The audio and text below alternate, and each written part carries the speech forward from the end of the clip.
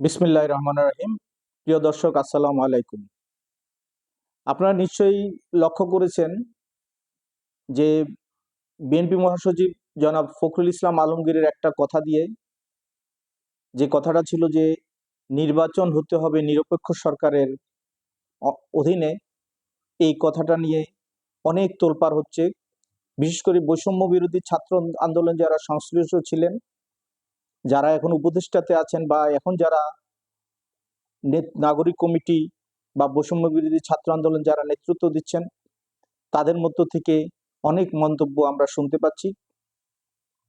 আমরা দেখেছি যে নাহিদ ইসলাম, যিনি এখন উপদেষ্টা পরিষদে আছেন, তিনি বলেছিলেন বিএনপি ১-১১ আনতে চায়।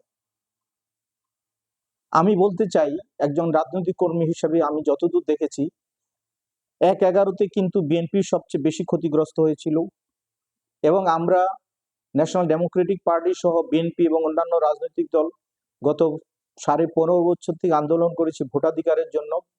আমরা চাই এই গণ আন্দোলনের পরে একটা নিরপেক্ষ নির্বাচনের মাধ্যমে জনগণের ভোটে একটা গণতান্ত্রিক সরকার প্রতিষ্ঠিত হবে, যেই সরকার এদেশের জন্য কাজ করে যাবে, জনগণের চাহিদা অনুযায়ী কাজ করে যাবে।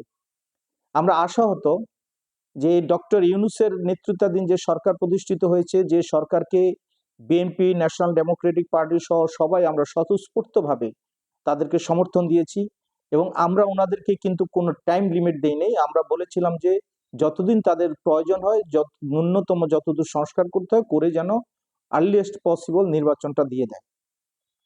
কিন্তু বিগত ৬ মাসের মধ্যেও আমরা দেখতে পাচ্ছি না যে নির্বাচনের নিয়ে কোনো রোডম্যাপ বা কোনো অগ্রগতি, বা এই সরকার পরিবর্তনের পরে যে দেশের পরিস্থিতিকে স্বাভাবিক করার জন্য কোনো চেষ্টা আমরা দেখতে পাচ্ছি।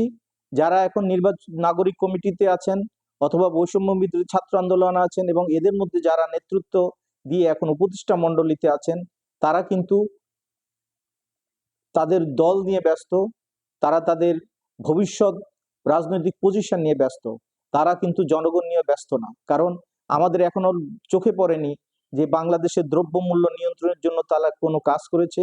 আমাদের এখনো পরিলক্ষিত হয়নি যে আইন শৃঙ্খলা স্বাভাবিক করার জন্য তারা কোনো কাজ করেছে। আমরা দেখেছি কয়েকটা সংস্কার কমিটি করা হয়েছে, এবং তাদের অনেকে রিপোর্টও দিয়েছে। আমি দৃঢ়তার সঙ্গে বলতে চাই, সংস্কার কমিটি যেগুলি করা হয়েছিল এবং তারা যে রিপোর্ট দিয়েছে, এটা বড়জোর ১ সপ্তাহের কাজ ছিল। এটার জন্য মাসের পর মাস কালক্ষেপণের কোনো দরকার ছিল না। প্রিয় দর্শক, বৈষম্য বিরোধী ছাত্র আন্দোলন যারা এই আন্দোলনে লিড দিয়েছিল, আমরা তাদেরকে সম্মানের চোখে দেখি, তারা ইতিহাস হয়ে থাকবে। কিন্তু আমরা চাই না যে তারা ইতিহাসে নেগেটিভ কোনো ভূমিকা রাখুক, যেটা নিয়ে এই জাতিকে দোষারোপ করা হবে। এবং আমরা চাই তারা রাজনীতি আসুক, কারণ রাজনীতিতে শিক্ষিত এবং নেতৃত্বস্থানীয় এমন লোক হওয়া উচিত যাদের মেধাভিত্তিক রাজনীতি হওয়া উচিত। আমরা চাই তারা রাজনীতি আসুক, কিন্তু এমন নয় যে তারা ক্ষমতার লোভে রাজনীতিতে আসবে। কারণ আমরা দেখতে যাচ্ছি তাদের অনেক মন্তব্য যেটা তারা নিরপেক্ষতা হারাচ্ছেন। কারণ রাজনীতি হবে জনগণের জন্য, জনগণের অধিকারের জন্য। আমরা যদি জনগণের অধিকারকে সম্মান না করি, তাহলে কিন্তু আমাদের রাজনীতি করা উচিত নয়। প্রিয় দর্শক, আমরা নতুন করে একটা কথা শুনেছি, মুজিববাদ এবং জিয়াবাদ। আমি আমার এই বয়সে আমি প্রথম এবার এই বৈষম্য বিরোধী ছাত্র আন্দোলন নেতৃত্ববৃন্দের মুখেই প্রথম শুনেছি জিয়াবাদ। কারণ এই জিয়াবাদ শব্দটা বিগত সময় কখনোই কিন্তু উচ্চারিত হয়নি। আমরা স্বাধীনতার পর থেকে মুজিববাদ শুনেছি, কিন্তু জিয়াবাদ শুনিনি। এই যে একটা প্রোপাগান্ডা ছড়ানো, এটাও কিন্তু উচিত নয়। কারণ বাংলাদেশ জাতীয়তাবাদী দল বিএনপি এখন সবচেয়ে বড় রাজনৈতিক দল এবং জনসমর্থিত দল।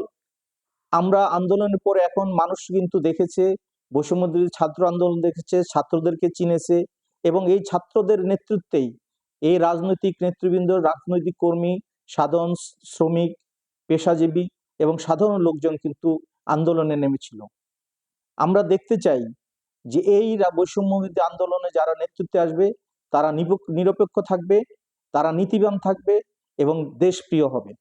তারা এমন কিছু হবে না, তাদের মধ্যে এমন কোনো আমরা লোক যেন দেখতে না পাই যে তারা আওয়ামী লীগের মতো ক্ষমতার লোভে অন্য সবাইকে ইগনোর করবে এবং ধরাকে সরা জ্ঞান করবে। ধন্যবাদ আপনাদের সবাইকে। আসসালামু আলাইকুম।